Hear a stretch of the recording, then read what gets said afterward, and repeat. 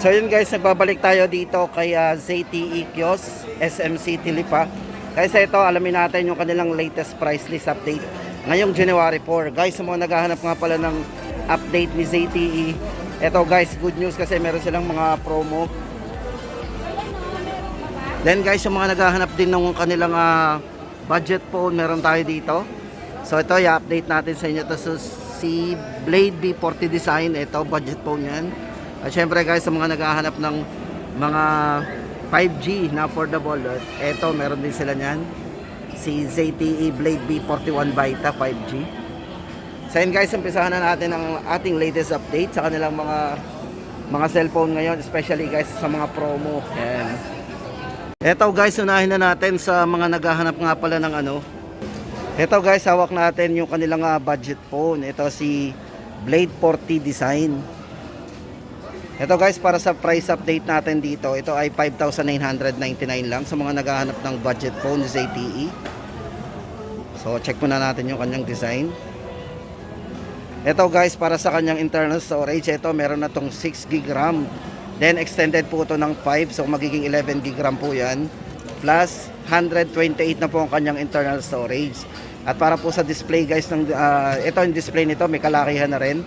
Naka 6.6 na naka full high definition display na rin. Then para sa camera guys, ito meron tong 50 megapixel AI camera. At para sa charging, meron tong 22.5 watts fast charging na din. So mabilis itong mag-charge. Then meron siyang 3.5 jack. Ito guys, para sa latest update natin dito sa mga naghahanap ng budget phone ni ZTE. Ito, Blade B40 design. 5,999. Then guys, ito, pakita ko naman sa inyo sa mga naghahanap nga pala ng pinakamurang 5G na. Ito, 5G connectivity. Ito guys naman si Blade B41 Vita 5G. Yan. Check po natin yung kanyang design. Naka Type C din po yan, 3.5. Then, ang kanyang fingerprint na ito guys, para sa kanyang fingerprint. Wala po siya sa side. Bali nandito po on screen. Maganda na po yung kanyang fingerprint. Nandito na sa screen. So, kung maglalagay tayo ng security, ito na sa screen po. Ito guys, para sa latest update natin dito kay ZTE Blade B41 Vita 5G. Sa mga naghahanap ng pinakamurang 5G, ito guys, naka 6.6 full high definition display na rin. 50 megapixel sa kanyang triple camera. So guys, naka triple camera yan. Then sa charging, naka 22.5 watts fast charging na din. At internal storage guys, ito naka 6 GB RAM din. Original RAM nya. At extended po ng 5. So magiging 11 GB of RAM po yan. So yun guys, sa mga naghahanap ng 5G ng ZTE, ito po, Blade B41 Vita 5G. Ganda rin ang design ito. Then guys, lipat tayo. Ito yung mga display. Ito, maganda dito. Mga live unit guys. Ito, good news po yan. Babalita natin sa inyo. At ito guys, para naman doon sa mga ibang model po ni ZTE. Ito guys, good news. Kasi dito kay ZTE Blade T. Ito, from 6,999. Original price po nito is 6,999. Ito po, maganda dito guys. 256 na po ang kanyang internal storage.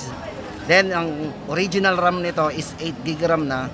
Tapos extended pa po ng 10. So magiging 18 GB of RAM po yan.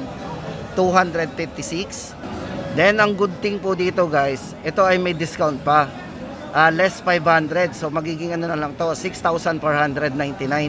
Hanggang katapusan po ng January 2024. Ganun po siya katagal. So abot pa po tayo. Guys, sa mga hindi pa po nakakapanood ng ating ng channel guys, ito marami tayong update dito.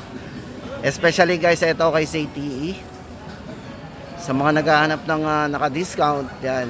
Guys, ito, check natin yung camera. Yung dalawa, hindi natin na-check kanina kasi dami phone yun.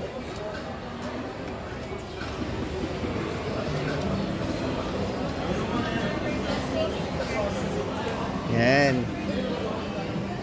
So yun guys, tandaan natin ito si ZTE Blade 50. 18 GB RAM, tapos 256 internal storage. Discounted na po to, magiging 6,499. Then next po natin, ito naman si ZTE B40S. Ito guys, budget phone pa rin itong ipapakita ko sa inyo. Yan, 6,499. Ito po, valid naka 6GB RAM, 128 na rin po kanyang internal storage. Ito guys, medyo manipis tong sang to. Ganda rin ng design.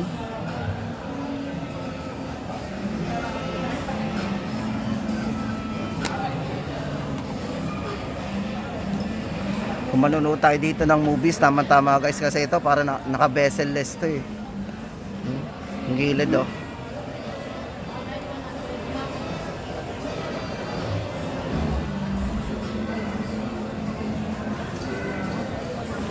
Ito guys, bale merong original RAM din to na 6GB RAM. Then 128 po ang kanyang internal storage. Guys, ulitin natin, price po nito 6,499. ZTE B40S. Then next kong ipapakita sa inyo guys, ito si Nubia Neo 5G. Guys, ito good news to para dito kay Nubia. Kasi guys, original price nito is 10,999. So 11,000. Then ang good news guys, naka-discount to ngayon. Less 1,000, magiging 9,999 na lang po yan. Ito po, bali naka 18GB RAM din to. 256GB internal storage na rin. At syempre guys, maganda dito, naka 5G. Kasi mabilis ang ating downloading and uploading dito. Then yung kanyang design, napakaganda rin ng design nito. Sa likod.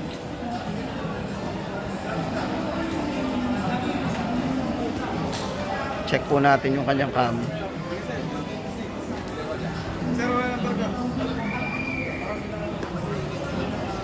Then guys, to tama-tama to sa mga gamers, sa mga naghahanap nga pala ng mga budget phone na pang game.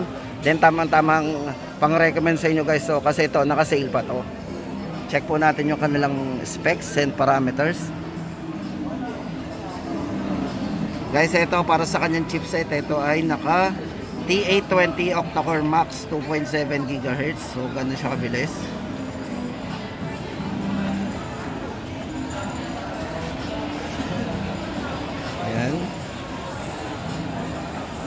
Syempre guys, naka 5G.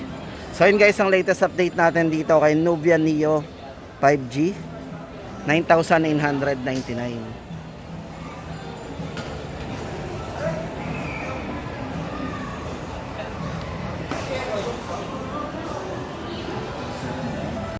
Then guys, ito sa mga mahilig sa games, mahilig sa camera, mahilig mag-video guys, ito guys, good news to sa mga naghahanap nga pala ng Nubia Z50S Pro. Ito guys, ite-testing po natin yung kanyang camera. Ito guys, maganda dito kay Nubia na to, kay Z50S Pro. Ito naka 8 Gen Snapdragon 8 Gen 2 na po ang gamit nitong chipset. Sobrang lakas po ng kanyang chipset. Then guys, ito sa camera, check po natin yung kanyang camera kung gaano kalinaw. Guys, ito meron tong 50 megapixel sa main camera at 16MP naman sa kanyang front. Guys, sa maganda dito sa camera niya, especially guys sa mga mahilig mag-video, pakita ko sa inyo yung resolution ito. Yan, pagdating po sa video guys, ito check natin yung kanyang 4K resolution. Yan, naka 4K yan. Ito kasi up to 8K kaya niya. So meron siyang 8K resolution. Then yung kanyang 4K resolution naka 120. 'Di ba usually pag meron tayong 60 FPS, mataas na po yung 60 FPS na ginagamit natin. Yan, naka 4K tapos naka 60 FPS. Then 1080p, pwede rin siya combination. Then maganda dito guys, yung kanyang 4K resolution, pwede rin siya dito sa 120. Yan. Pwede tayo mag-record ng video na naka 120 pixel per per second yan. Sobrang smooth nito. Tapos 8K resolution, kung gusto natin gamitin yung kanyang 8K resolution, pupunta naman siya sa 30 frame per second yan. Grabe to pero ang taas na nun, 4K to 120 Hz yung kanyang resolution. 60 FPS 4K tapos naka 120 FPS. So kung mag-record tayo ng video, try natin. Napakalinaw. Tapos napaka-stabilized yan.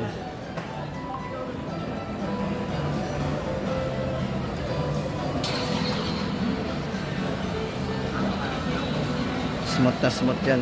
So yun guys, ito yung pinaka-highlight nito. Yung camera niya, tapos yung kanyang at yung kanyang chipset. Naka 8 Gen 2 na po. Mostly nakikita natin yan sa mga sa mga laptop, yung mga processor na ganyan, 8 Gen 2. Tapos maganda pa dito guys, internal storage nito sobrang laki. Naka 1 terabyte na po to. So guys, yun, naka 1 terabyte na, sobrang taas po ng internal storage. Then, ang good thing guys dito, from 43,999, ito po, merong less na 4,000, so magiging 39,999 until January 31, 2024 po yung promo nila. So, ayan guys, less 4,000. Tandaan po natin, until January 31, 2024. So, ayan guys, ano po ba yung mga hindi natin nabanggit? Ito po, ayan. Lahat nabanggit na natin guys yung kanilang display. So yun guys ang ating latest update ngayon dito kay ZTE ngayong January 4, 2024.